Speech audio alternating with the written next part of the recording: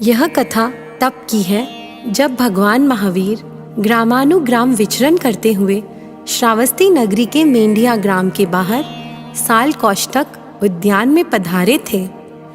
भगवान का एक समय का शिष्य गौशालक, जो अब उनका प्रतिद्वंदी बन गया था, उसने क्रोध के वशीभूत होकर भगवान महावीर को भस्म करने के लिए तेजोलेशिया छोड़ी।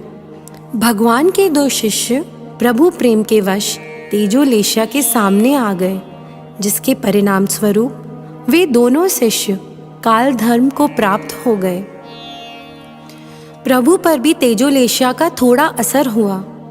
परिणाम स्वरूप उनको अतिसार रोग की पीड़ा हुई। भगवान का शरीर अत्यंत कृश होने लग गया था। प्रभु की पीड़ा और दशा देखकर चतुर्विद संघ को अत्यंत व्यथा हो रही थी। मालुका कक्ष में कठोर तपश्चर्यारत भगवान के शिष्य सिंह अणगार मुनि, जो बेले बेली की तपस्या के साथ स्वयं को तपा रहे थे, ज्यों ही उन्होंने भगवान की शारीरिक व्याधि के बारे में सुना तो उनका मन अत्यंत व्यथित हो उठा। वे आर्त ध्यान, रौद्र ध्यान करने लगे।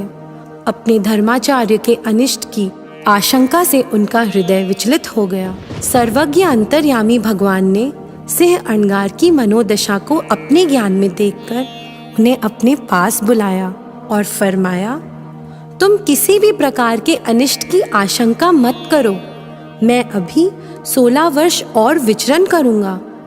तब सिंह अणगार ने विनम्रता पूर्वक निवेदन किया, भगवान, आपकी इस व्याधि से मुक्ति का कोई तो उपाय होगा। भगवान ने फरमाया कि मेंढक गांव में रेवती नामक श्राविका वास करती है, जो कि औषधि निर्माण में निपुण है।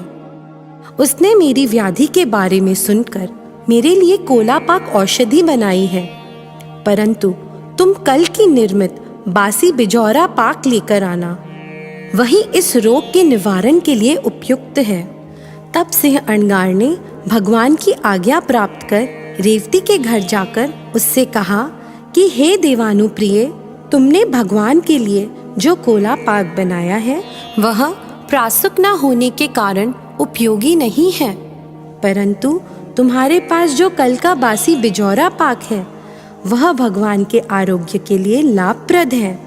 रेवती यह सुनकर आश्चर्यचकित हो गई। उसने सिंह मुनि से पूछा, हे भंते, यह सब आपको कैसे ज्ञात हुआ? तब सिंह अणगार ने भगवान से वार्ता के विषय में रेवती को विस्तार से सारा वृतांत सुनाया एवं भगवान की सर्वज्ञता के बारे में भी बताया। रेवती यह सुनकर भाव विभोर हो गई और उत्कृष्ट भावों में होने के कारण उसने पूरी औषधि उलट भावों से वहरा दी। परिणाम स्वरूप प्रभु वीर की परम श्राविका रेवती ने प्रभु की भावपूर्वक भक्ति कर तीर्थंकर नाम कर्म का उपार्जन किया। धन्य है सती रेवती को, धन्य है सिंह अणगार को, धन्य है उनकी निस्वार्थ और निर्दोष भक्ति को।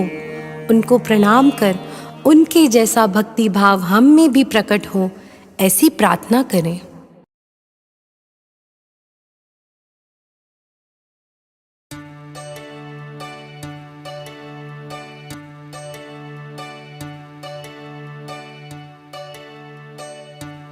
भक्ति भाव से आनंद पाई, पाक बिजौरा दे हर्षाई। देखो रेवती सुख पाई, स्वर्ग सिधाई भाई, स्वर्ग सिधाई भाई। कैसी दान की है महिमा, सुनो सुनो भाई, कैसी दान की है महिमा, सुनो सुनो भाई।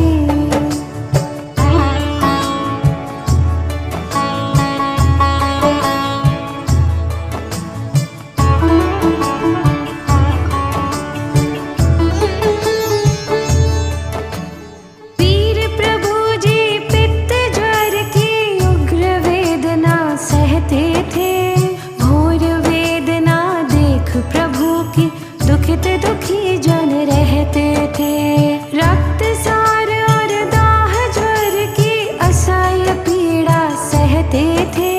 देह क्षीणता देख धर्मी जन हाय दुख यूं कहते थे।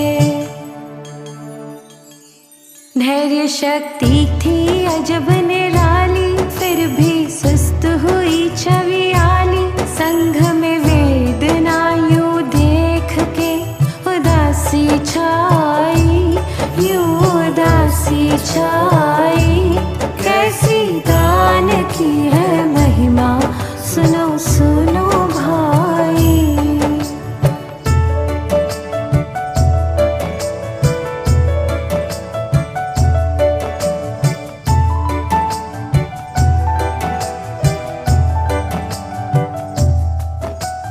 सिंह मुनि मालू का कक्ष में ध्यान लगाया था भारी। चार वर्ण की सुनी वार्ता, मन में खिन्न हुए भारी। धर्माचार्य की बातें श्रवण कर हिम्मत मन से हुई न्यारी। खुहु खुहु कर शब्द सिंह मुनि रुदन करे समताधारी। प्रभु ने सिंह मुनि को बुलाया, घायल दिल को धैर्य बंधाया। 16 वर्ष तक गंध हस्ती सम विचरूंगा भाई, हाँ विचरूंगा भाई। कैसी दान की है महिमा, सुनो सुनो भाई।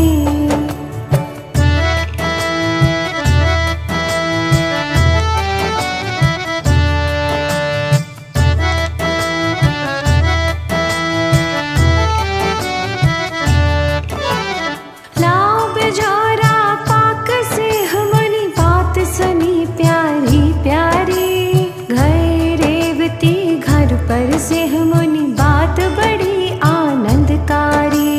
नहीं प्रयोजन कोला पाक से, पाक बिजोरा चाहता हूँ। सुनी रेवती चौंकी ऐसे, बात बड़ी आश्चर्यकारी।